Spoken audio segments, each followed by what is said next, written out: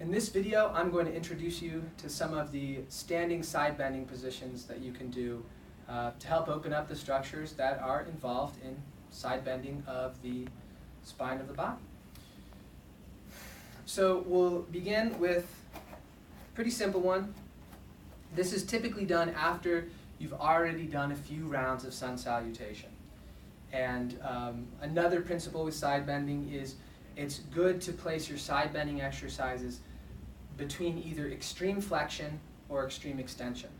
It's not a good idea outside of sun salutation to go from extreme flexion positions right into extreme extension. You either want to do some rotational positions or some side bending positions. So here are some side bending positions you can do. Again, it's in the standing position. So you'll start in your central mountain pose Tadasana with the awareness of position as described in the sun salutation video. And on an inhale, you'll bring the one leg and the corresponding arm on the same side. You'll bring one leg in front of the other leg and that arm inhaled up above your head. And on an exhale, you can, and you'll take the opposite hand and have it resting on the hip on the same side that the arm is. So you inhaled up here, and then on an exhale, you'll press the hip towards the side, let your torso start to rotate towards the arm that is up in the air, and your head turn to look at the hand, and then lean over to open up the side of that arm. And you'll remain in this position for 3 to 7 rounds of the YuGiOh breathing, deepening the stretch on exhales, maintaining the position of the stretch on inhales. And on an inhale, you'll come back up to the central position, let your foot go back to the other side, and then come back to neutral. And on an inhale, you'll bring up the other arm, bring that leg up in front. On an exhale, you'll press that hip towards the side of the arm that is above the head, and let your head turn and the torso just a little bit turn to face the side of the arm that's up. And then using the YuGiOh breath, on the exhales you deepen the stretch, and on the inhales you maintain the position.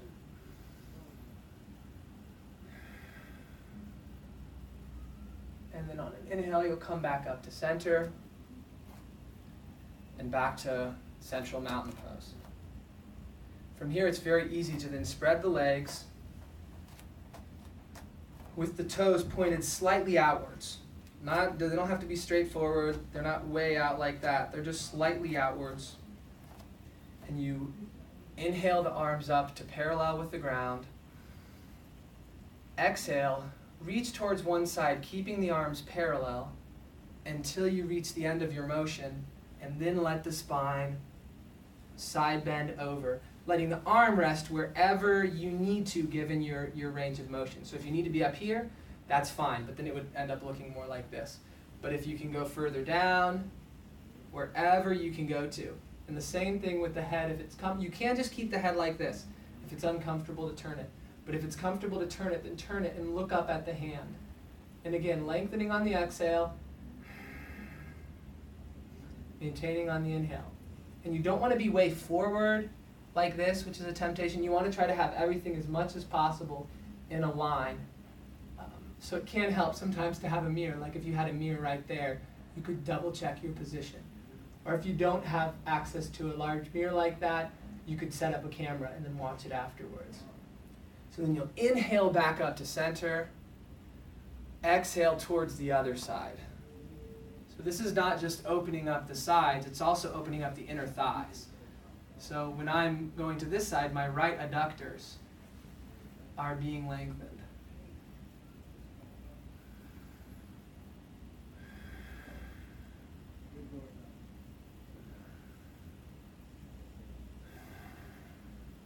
And then inhale back up to center.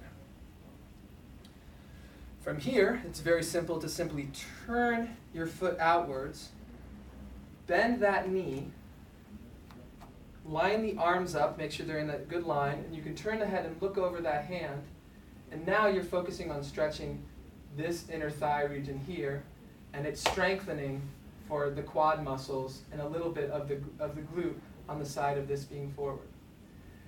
You'll maintain this position for a few rounds of the YuGiOh breathing. On an inhale, you'll straighten the leg. Exhale, you'll bring this arm down. Now, you might stop here. You might be able to go further. Eventually, ideally, you're getting contact with the ground and you're having the whole hand flat on the ground.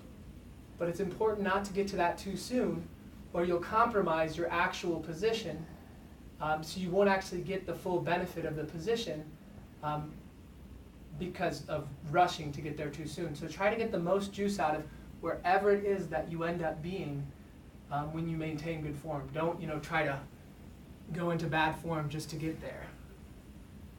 So the idea is to get all the benefit out of the position. And from here, let your breathing be deep and fluid.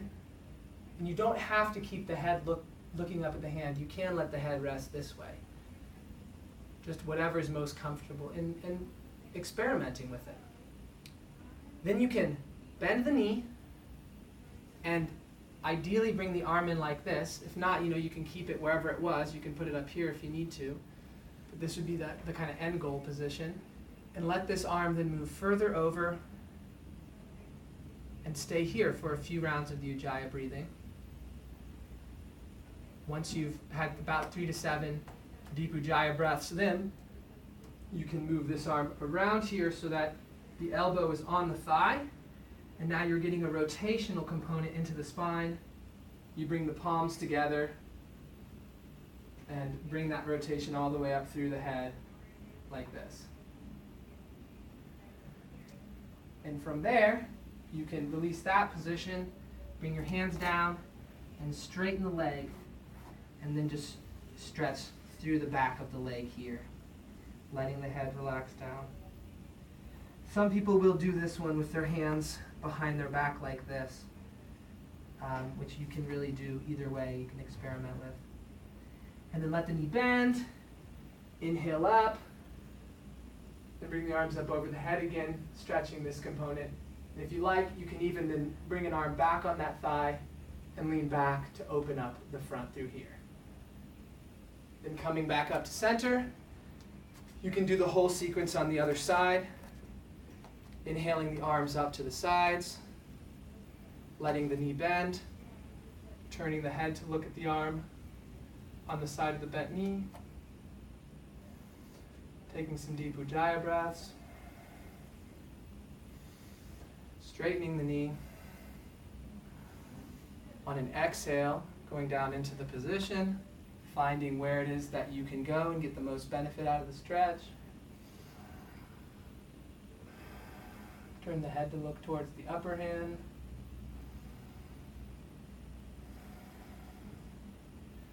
Let the knee bend. Bring the arm over further. Make sure you don't collapse this way, but if you can get the arm on the inside of the thigh, then you can press back so you can roll your torso towards the ceiling.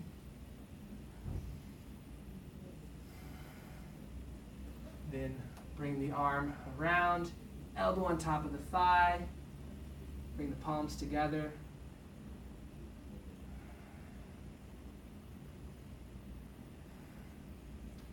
You can bring your hands down, straighten this leg.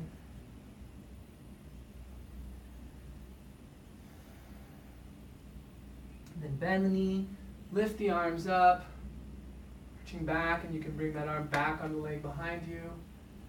Lifting up and keeping the abdomen engaged. You don't want to loosen out. You want to keep the navel engaged so it's pulled back towards the spine. And then come back up to the central position and return to Tadasana. So the first two were more beginner side bending asanas. And then the next series of them were a little bit more advanced. So I recommend starting with the beginner ones and then gradually incorporating some of the elements of the more advanced ones, but not forcing yourself into it. Just being natural with it, taking it very easy. All right, thank you very much for watching one of my videos. I hope this helps and you find a way to apply it to your life. So until next time.